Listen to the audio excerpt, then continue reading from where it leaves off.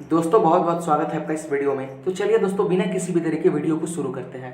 और दोस्तों please video को पूरा देखिएगा, इससे आपको काफ़ी हेल्प होगा। तो पहला क्वेश्चन पूछा है, भारत में श्वेत क्रांति के जनक के रूप में किसे जाना जाता है? तो याद रखिएगा, श्वेत क्रांति के जनक के रूप में वर्गीज कुरियन को जाना जाता है। अब क्वेश्चन कई बार पूछा है कि श्वेत क्रांति का संबंध किससे है?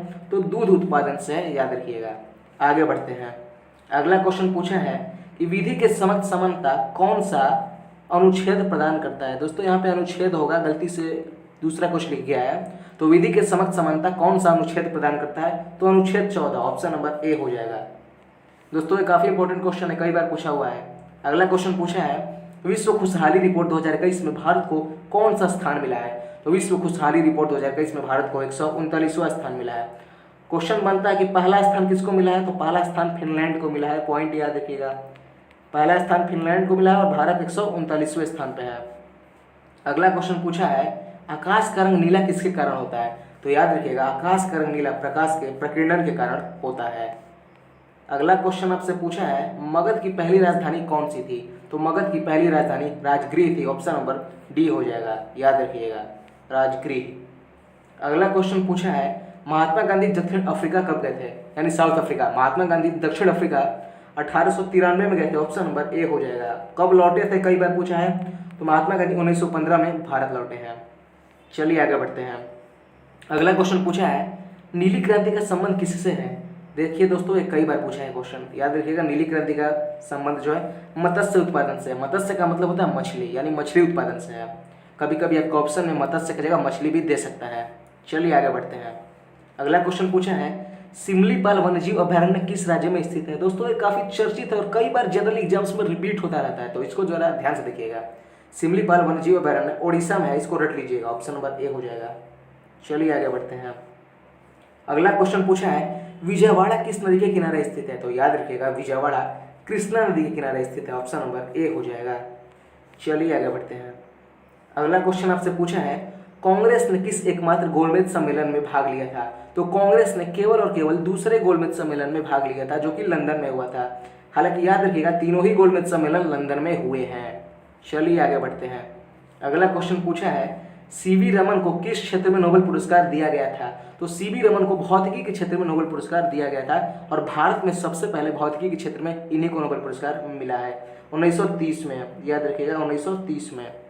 चलिए आगे बढ़ते हैं। अगला क्वेश्चन पूछा है, इनमें से किस क्षेत्र में नोबेल पुरस्कार नहीं दिया जाता है? तो दोस्तों याद रखिएगा, चिकित्सा में भी दिया जाता है, भौतिकी में भी, शांति में भी, लेकिन गणित में नोबेल पुरस्कार नहीं दिया जाता है।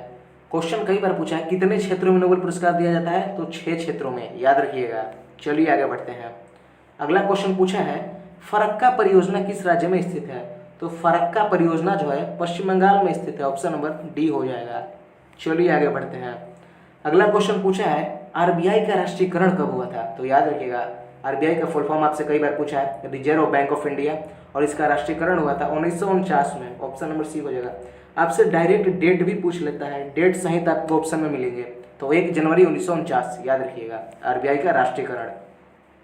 अगला क्वेश्चन पूछा है, मौद्रिक नीति किसके द्वारा जारी की जाती है? तो याद रखिएगा, मौद्रिक नीति को मॉनेटरी पॉलिसी कहा जाता है और ये आरबीआई यानी रिजर्व बैंक ऑफ इंडिया के द्वारा ही जारी की जाती है।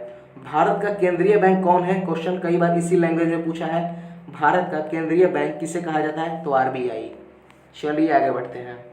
अगला क्वेश्चन पूछा है, राष्ट्रीय स्वयंसेवक संघ की स्थापना कब हुई थी? तो राष्ट्रीय स्वयंसेवक संघ की स्थापना 1925 में हुई थी। चलिए आगे बढ़ते हैं।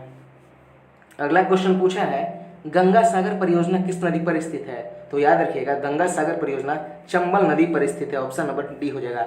अब आपको बताना है कमेंट सेक्शन में कि गंगा सागर परियोजना किस राज्य में स्थित है, कमेंट सेक्शन में जरूर बताइए। अगला क्वेश्चन पूछा है, परमाणु सिद्धांत की खोज किसने की थी? तो याद रखिएगा, केमिस्ट्री का अच्छा क्वेश्चन है, परमाणु सिद्धांत की खोज जॉन डाल्टन ने की थी। चलिए आगे बढ़ते हैं। अगला क्वेश्चन पूछा है, किस महाद्वीप में एक भी ज्वालामुखी नहीं है? बढ़िया क्वेश्चन है, एक भी ज्वालामुखी नहीं है। तो ऑस्ट्रेलिया महाद्वीप में एक भी ज्वालामुखी नहीं है, ऑप्शन नंबर डी हो जाएगा। चलिए आगे बढ़ते हैं। अगला क्वेश्चन पूछा है, महात्मा गांधी कांग्रेस के अध्यक्ष किस वर्ष बने थे? तो महात्मा गांधी कांग्रेस के अध्यक्ष 1924 में बने थे, कांग्रेस के बेलग्राम अधिवेशन में, ये भी याद रखिएगा, बेलग्राम अधिवेशन में। चलिए आगे बढ़ते हैं। अगला क्वेश्चन पूछा है नामदफा राष्ट्रीय पार्क किस राज्य में स्थित है।